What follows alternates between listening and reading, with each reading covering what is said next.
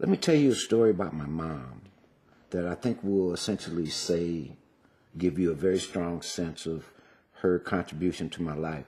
I remember I started off in parochial school. I went to St. Patrick's Elementary School, a Catholic school, although I was not a Catholic.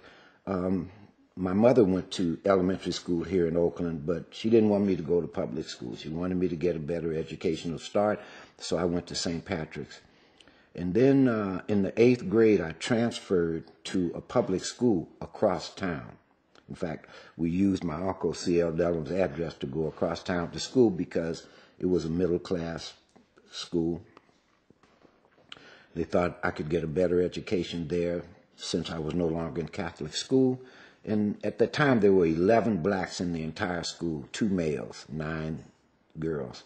And I was taking a study hall because then if you took college prep courses, which I was taking, if you took at least 4 college prep courses, you had to take a study hall.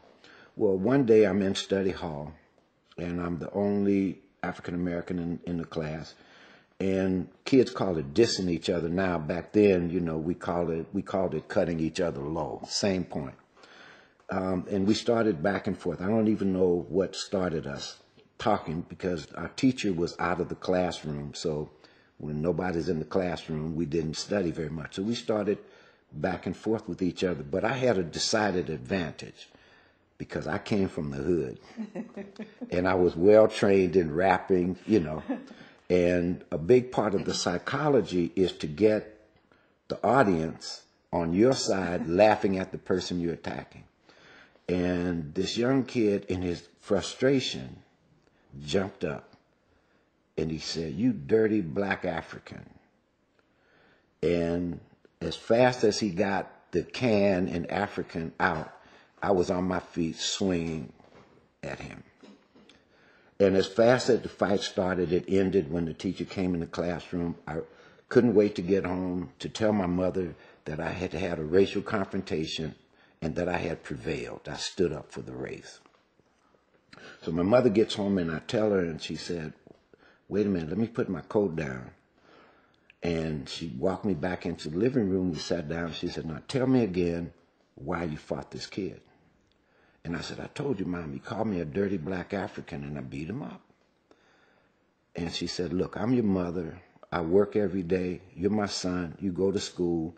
So the decision you make to fight or not fight has to be your own decision. But since you brought it home, let me tell you what I think about that." She said, "If you had to fight, you should have fought only because he called you dirty, if that was enough to make you angry. Not because he called you black, because you're a member of the black race. So not because he called you an African, because you are a descendant of Africa." I'm totally bewildered because that was not the response that I was anticipating. I'm thinking she's saying, "You stood up for the race, you want a lemon pie, you know, peach cobbler, How you know, wise she was. whatever." And she said, "Look, you may not understand this until much later, but I want you to remember this conversation."